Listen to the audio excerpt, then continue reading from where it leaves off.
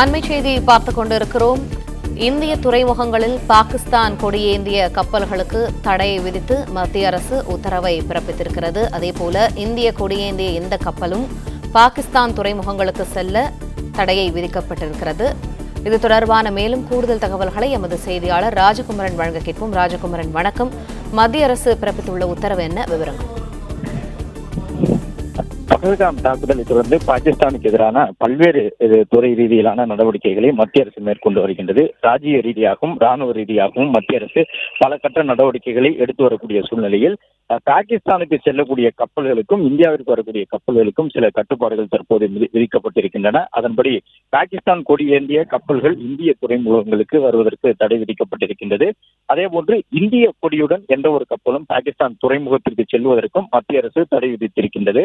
பகல்காம் தாக்குதலை அடுத்து பாகிஸ்தானுடன் பதட்டம் நிலவக்கூடிய சூழ்நிலையில் மத்திய கப்பல் போக்குவரத்து துறை அமைச்சகம் சார்பில் இந்த உத்தரவுகள் உடனடியாக அமலுக்கு வருவதாக தெரிவித்திருக்கின்றார்கள். இந்திய துறைமுகங்களில் பாகிஸ்தான் கொடியேந்திய கப்பல்கள் அனைத்துக்குமே தடை விதிக்கப்பட்டிருக்கின்றது. இந்திய துறைமுகங்களுக்கு மட்டுமல்லாமல் இந்தியாவிலிருந்து செல்லக்கூடிய அந்த கப்பல்கள் ஏற்கனவே பாகிஸ்தானுடனான பல்வேறு கட்ட வணிக நடைமுறைகளுக்கு தடை விதிக்கப்பட்டிருக்கின்றது. பாகிஸ்தானுக்கு எந்த வகையிலும் ஏற்றுமதி செய்யக்கூடாது, பாகிஸ்தானிலிருந்து இறக்குமதி செய்யக்கூடாது என்பது உள்ளிட்ட பல கட்டுப்பாடுகள் விதிக்கப்பட்டுள்ள நிலையில் தூதரக ரீதியாகவும் இந்தியா தன்னுடைய உறவை பாகிஸ்தானுடனான தூதரக மற்றும் எல்லை பகுதி வழியாக சென்று வரக்கூடிய அந்த நடைமுறைகளை தற்பொழுது ரத்து செய்திருக்கின்றது.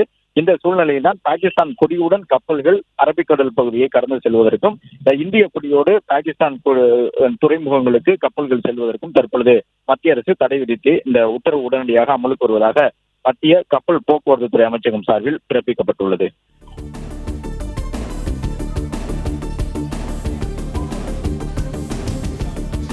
நன்றி ராஜகுமரன் தகவல்களுக்கு.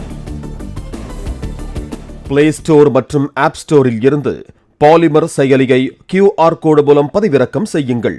செய்திகளை உடனுக்குடன் பெறுங்கள்.